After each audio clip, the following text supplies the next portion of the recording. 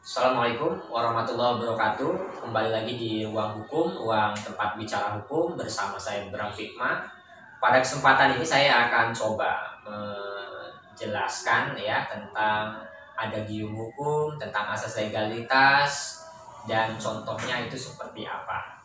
Jadi di dalam hukum itu ada istilah-istilah ya Belanda, ada istilah-istilah hukum yang harus yuris-yuris ketahui atau orang-orang yang ingin belajar hukum ya ini harus mengetahui dasar-dasarnya.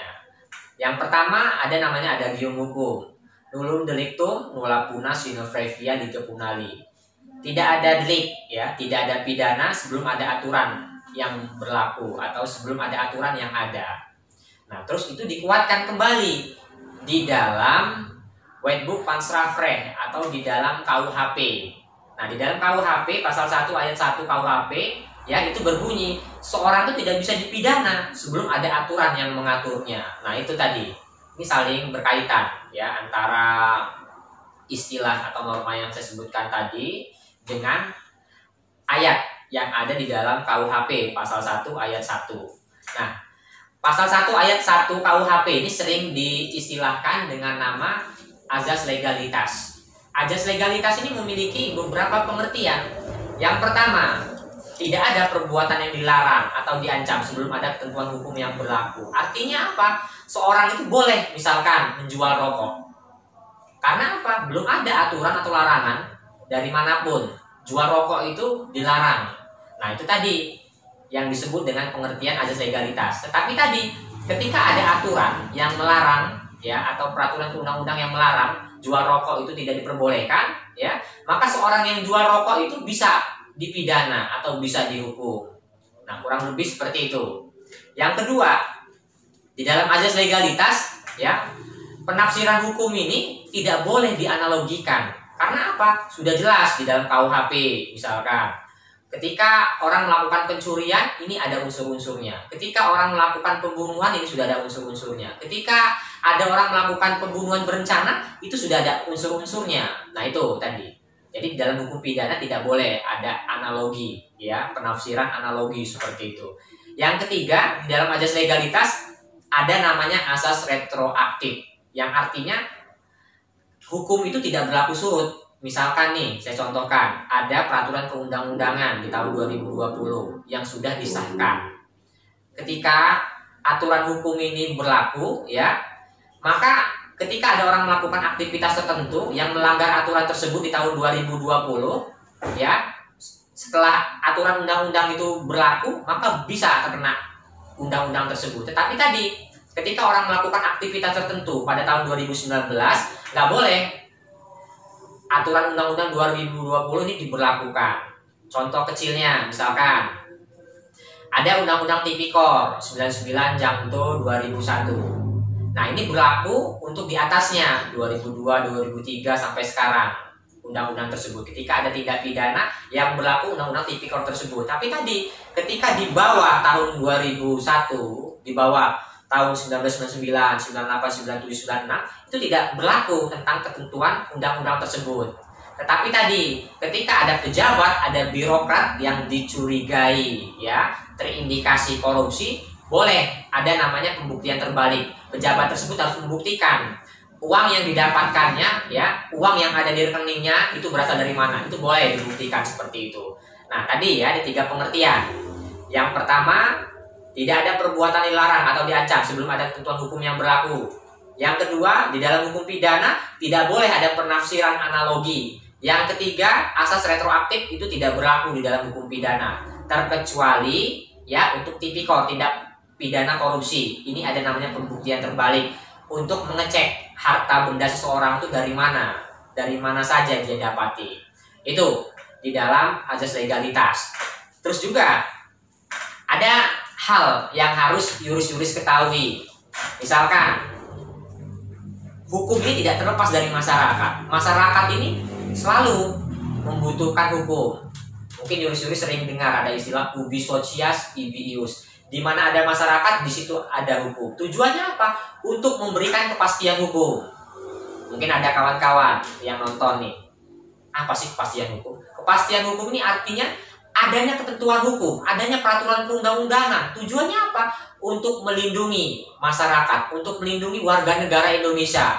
Contohnya, dilarang untuk seseorang itu mengambil milik orang lain seperti itu. Ketika ketahuan ada seorang mengambil milik orang lain atau bukan kepunyaannya, maka berlakulah di situ KUHP, Kitab Undang-Undang Hukum Pidana. Nah, itu yang disebut dengan kepastian hukum. Di Indonesia ya banyak peraturan perundang-undangan tentang apa saja ya, ada aturannya seperti itu. Agar apa? Memberikan kepastian hukum seperti itu. Itu yang dimaksud dengan ubi socias ibi ius, di mana ada masyarakat, di situ ada hukum. Terus tadi, setelah memberikan kepastian hukum, memberikan kemanfaatan dan keadilan. Yang kedua, bukan hanya ubi socias ibi ius saja yang seorang yuris pahami, tetapi ada kelanjutannya. Ini dari Cicero ya, dari Yunani sana. Dia membuat dalil-dalil. Ubi socias ibi ius, ubi ius ibi puna. Artinya, ketika ada hukum, di situ ada penghukuman. Nah, inilah ketika orang melakukan tindak pidana, orang melakukan kejahatan, ya, maka dia dihukum.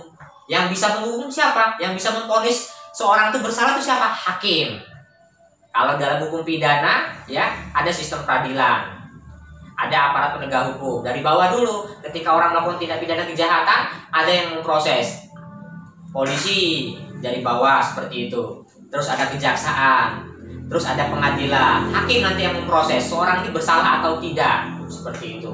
Hakim inilah, makanya ada istilah dan norma equality before law, persamaan di muka hukum, ya kan. Ada asas hukum lagi, presumption of innocence, praduga tidak bersalah. Seorang itu tidak boleh kita adili, kita hakimi sebelum dia terbukti bersalah. Yang bisa membuktikan dia bersalah atau tidak itu hakim. Kita belum boleh. Walaupun dia sudah jadi tersangka, terdakwa, ya, kita belum boleh untuk berargumen seperti itu, untuk membahas, mengkaji persoalan dia sebelum ada putusan yang ingkrah seperti itu.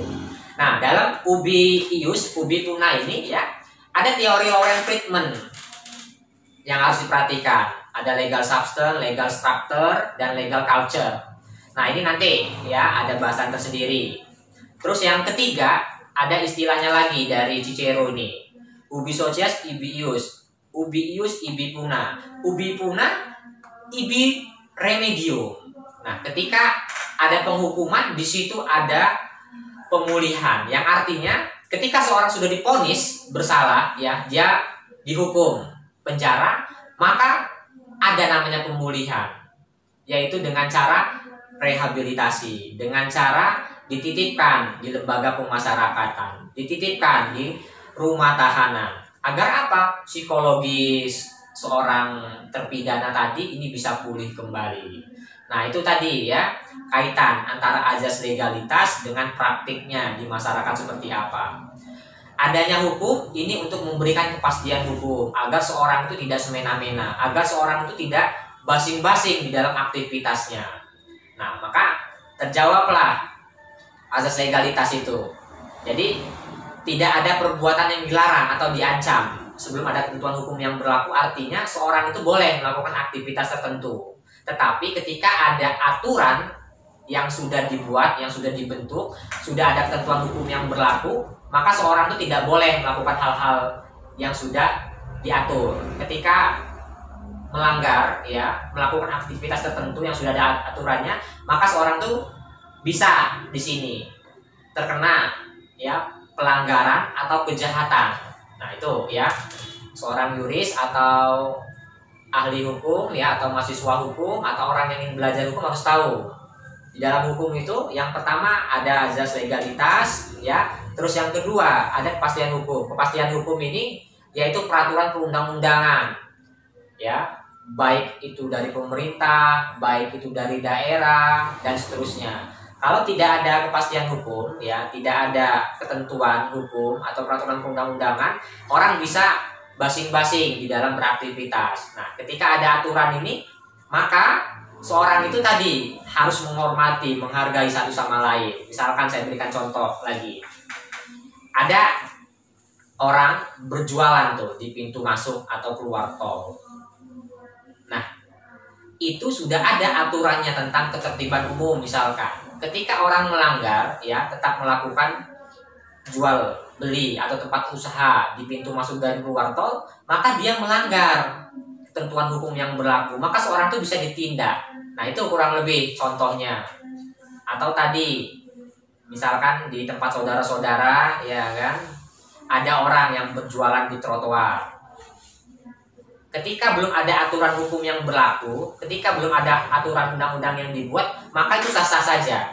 Tetapi ketika ada peraturan ya tentang ketertiban umum yang melarang seorang menjual di trotoar, ya, maka hal itu tidak boleh dilakukan lagi. Karena apa? Sudah melanggar ketentuan hukum yang berlaku.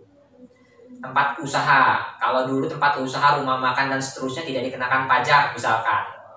Yang punya nggak membayar pajak nggak apa-apa, karena nggak ada ketentuan hukum. Tapi sekarang tempat usaha tempat usaha ya apapun itu, ketika tadi sudah dilihat oleh pemerintah daerah ya atau ada instansi tertentu, dia memiliki omset seperti itu, pemasukan misalkan berapa, ada aturannya bahwa tempat usaha itu harus membayar pajak, maka seorang yang punya tempat usaha tersebut ini harus membayarkan pajak. Nah, itulah contoh-contoh di dalam azas legalitas. Oke kawan-kawan, mungkin itu saja yang bisa saya sampaikan tentang azas legalitas. Semoga kawan-kawan yang menonton video saya atau yuris-yuris yang melihat video ini bisa memahami dan mengerti. Salam kepastian hukum, kemanfaatan dan keadilan. Wassalamualaikum warahmatullahi wabarakatuh.